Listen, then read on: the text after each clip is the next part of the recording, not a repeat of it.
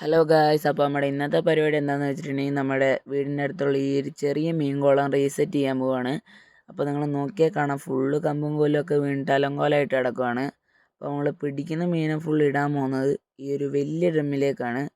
അപ്പോൾ നമുക്ക് ഇതിനകത്ത് എത്ര മീനാണ് ഉള്ളതെന്നൊന്നും അറിയില്ല.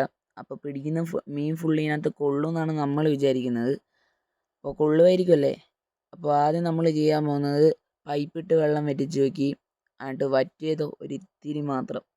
അതിന് ശേഷം നമ്മൾ വേറെ ഒന്നും നോക്കിയില്ല, ബക്കറ്റ് എടുത്തിട്ട് അങ്ങോട്ട് ഇറങ്ങി. ഞാനും എൻ്റെ കസിൻ ബ്രദറും കൂടെ കപ്പും ബക്കറ്റും ഒക്കെ എടുത്തിട്ട് ഇറങ്ങി. അങ്ങനെ ഞങ്ങൾ മാറി മാറി വെള്ളം കോരി വറ്റിക്കാറാക്കി. എന്നിട്ട് കുറച്ച് കഴിഞ്ഞപ്പോൾ മീനൊക്കെ ചാടാൻ തുടങ്ങി. അങ്ങനെ ഞങ്ങൾ പയ്യെ മീനെ ഒന്ന് കോരിയെടുക്കാൻ നോക്കിയെങ്കിലും ചെറുതായിട്ടൊന്ന് ഫ്ലോപ്പായി. മീൻ ചാടി അങ്ങ് കയറിപ്പോയി. അങ്ങനെ മീൻ ചാടി പുറത്തോട്ടാവുമെന്ന് വിചാരിച്ചപ്പോൾ നമ്മൾ ആ പരിപാടി കൊണ്ട് നിർത്തി. പിന്നെ പയ്യെ പയ്യെ കോരി വറ്റിച്ചുകൊണ്ടിരിക്കുമ്പോൾ കോരുന്നതിൻ്റെ ഇടയ്ക്ക് ഒരു സിലോഫിയനെ കിട്ടി. അതിനെടുത്ത് ഡ്രമ്മിലിട്ടു. അങ്ങനെ ഓരോ മീനെ കിട്ടി ലാസ്റ്റ് ഒരു ആസാമാളേനെ കിട്ടി. അതിനെ എടുത്ത് ഡ്രമ്മിലിട്ടു. പിന്നെ പേടി അങ്ങ് മാറി കൈയും കൊണ്ട് അങ്ങോട്ട് പിടിച്ചിടാൻ തുടങ്ങി. അങ്ങനെ ഞാൻ കൈ കൊണ്ട് പിടിക്കുന്ന കണ്ടിട്ട് എല്ലാവർക്കും പേടി അങ്ങ് പോയി. അങ്ങനെ കോരലിൻ്റെ ഇടയ്ക്ക് വലിയൊരു സിലോഫിയനെ കിട്ടി. അതിനെ എടുത്ത് ഡ്രമ്മിലോട്ട് ഇട്ടു. വലിപ്പം കണ്ടില്ലേ, എൻ്റെ ഒരു കൈപ്പത്തിൻ്റെ അത്രയുണ്ട്. പിന്നെ എൻ്റെ ഒരു ശ്രമമാണ് ആ സമാളനെ പിടിക്കാൻ. എനിക്ക് പേടി വന്നിട്ട് അച്ഛൻ്റെ കയ്യിലുണ്ടായിരുന്ന ഒരു ചാക്കിലോട്ട് എടുത്തിട്ട് ആട്ട് ചാക്കിൽ നിന്ന് അതിനെ എടുത്ത് ഡ്രമ്മിലോട്ട് വിട്ടു. കുറച്ച് കഴിഞ്ഞപ്പോൾ അനിയൻ കയ്യിൽ ഒരു മീനെ പിടിച്ചുകൊണ്ട് നിൽക്കുക. എന്നിട്ട് അവൻ്റെ അടുത്തോട്ട് ചെന്നപ്പോഴത്തേക്കും അവൻ്റെ കയ്യിൽ നിന്ന് ഫ്ലിപ്പായി അത് താഴോട്ട് പോയി. ഭാഗ്യത്തിന് ആ മീൻ വന്ന് വീണത് എൻ്റെ ചാക്കിലോട്ടാണ്.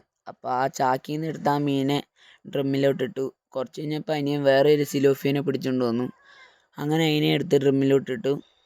ഇടയ്ക്കിടയ്ക്ക് ഞങ്ങളുടെ കയ്യിൽ നിന്ന് വഴുതി പോയെങ്കിലും ഞങ്ങളതിനെ വിട്ടുകൊടുത്തില്ല. ഞങ്ങൾ മാറി മാറി പിടിച്ചുകൊണ്ട് നിന്നു.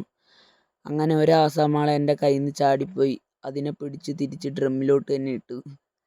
അങ്ങനെ കോരലിൻ്റെ ഇടയ്ക്ക് കുറേ സിലോഫിയനെ കിട്ടി. പിന്നെ ആസാമാളനെ പിടിച്ച് പിടിച്ച് ഞങ്ങൾ മടുത്തു.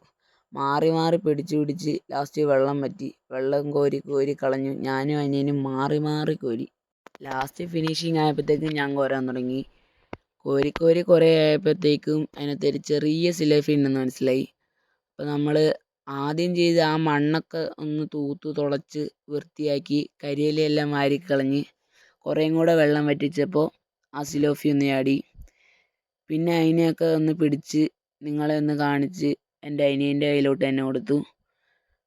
അതിനെ ഭദ്രമായിട്ട് ആ ഒരു ചെറിയ ബക്കറ്റിലോട്ടിട്ടു. അങ്ങനെ ആ സിലോഫിയനൊക്കെ അതിനകത്തിട്ട് കഴിഞ്ഞപ്പോഴത്തേക്കും ഡ്രമ്മിനകത്തുള്ള മീനൊക്കെ നിങ്ങൾക്ക് കാണിച്ചു തരാമെന്ന് പറഞ്ഞിട്ട് കുറച്ച് തീറ്റയൊക്കെ ഇട്ട് കൊടുത്തു.